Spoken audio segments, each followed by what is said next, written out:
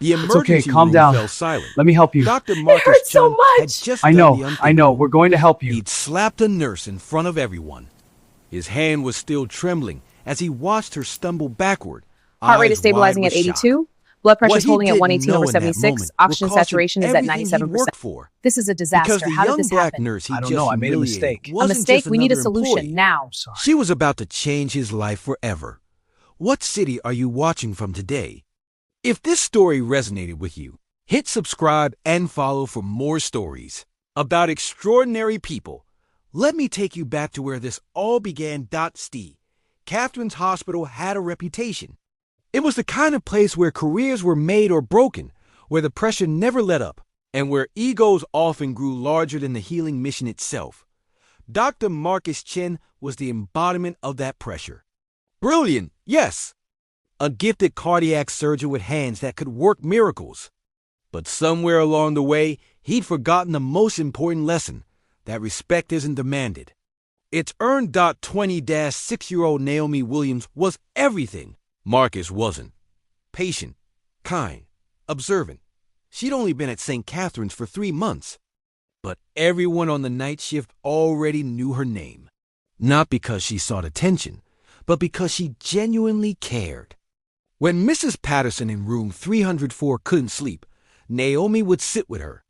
When the cafeteria worker looked exhausted, she'd offer to help clean up. That Tuesday night started like any other. The A was chaos. A multi-car pileup on the interstate had flooded them with patients. Naomi was moving between rooms, her purple scrubs a blur of efficiency. She'd just finished stabilizing, a teenager with a collapsed lung, when she heard shouting from Trauma Bay 2. Dr. Chen was operating on a critical patient, a 52-year-old man with internal bleeding. The surgery had hit complications, and Marcus was spiraling. His perfectionism, usually an asset, had become a liability. He was barking orders, contradicting himself, his stress infecting the entire surgical team. Naomi, passing by with fresh supplies, noticed something the others had missed. The patient's monitor showed a subtle irregularity in the heart rhythm. A detail, but potentially critical. She'd seen this pattern before during her cardiology rotation. Without thinking, she stepped into the trauma bay. "Dr. Chen," she said quietly, professionally, "I think you should check the cardiac rhythm. The Saint segment looks elevated." The room froze. Marcus turned slowly, his eyes blazing behind his surgical mask. In his mind, this wasn't helpful observation. It was insubordination. A nurse, barely out of training, daring to question his judgment? In front of his team? "Excuse me?" His voice was ice. "Did I ask for your opinion, Nurse Williams?" Naomi remained calm. "No, sir, but the monitor is fine. I know what I'm doing. Unlike some people here, I actually went to medical school." His voice dripped with contempt. "Why don't you go back to whatever menial task you're supposed to be doing and leave the real medicine to the doctors?" The other nurses exchanged glances. This wasn't just rude. This was cruel. But it got worse. Naomi, still trying to help, reached past him to point at the monitor. "Doctor, please, if you just look at, that's when it happened." Marcus, pushed beyond his breaking point by stress and ego, did something that would haunt him forever. He grabbed her wrist, shoved her hand away, and in a moment of absolute madness, slapped her across the face. The crack echoed through the trauma bay. Naomi staggered back, her hand flying to her cheek. The room erupted. Nurses gasped. A resident dropped his instrument. Even the anesthesiologist, who'd seen everything in 30 years of practice, stood frozen in disbelief before anyone could react. The trauma bay doors burst open. Dr. Patricia Williams, director of surgery and a woman whose reputation commanded respect across 3 states, stood in the doorway. She'd been making rounds when she heard the commotion. What she saw made her blood run cold.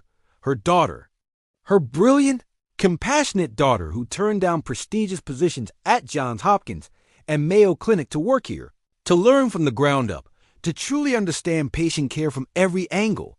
standing there with tears in her eyes and a red mark blooming across her dark skin. "Naomi?" Patricia's voice shook. Then her eyes found Marcus. "Dr. Chen, my office." Now, Marcus felt his stomach drop. The way she said the name, Naomi, the resemblance he'd been too arrogant to notice. The same determined eyes, the same strong jawline. How had he not seen it?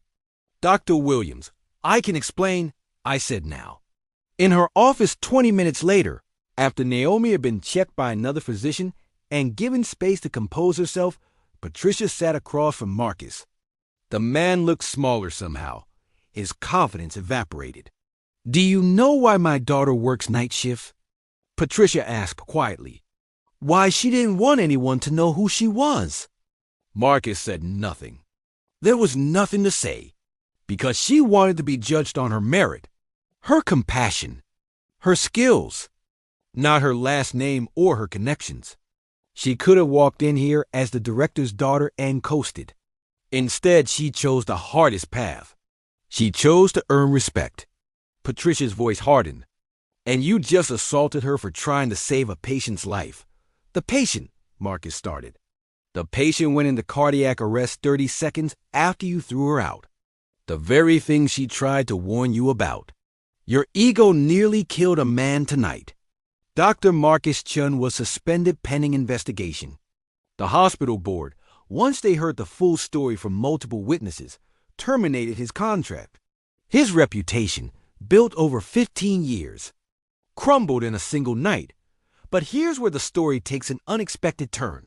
6 months later, Marcus sat in a small community clinic in an underserved neighborhood. He'd spent those months in therapy, confronting the arrogance that had poisoned his career. He'd volunteered at free clinics, relearning what it meant to actually serve patients. And he'd written a letter, not asking for forgiveness, but acknowledging the harm he'd caused. Naomi, who received the letter, did something remarkable. She responded, not with anger, but with an invitation to coffee. They talked for 2 hours. About pressure, about prejudice, about the medical system that often valued prestige over people. "I forgive you," she told him. "Not because what you did was okay. It wasn't. But because I believe people can change, if they're willing to do the work." Marcus never returned to St. Catherine's.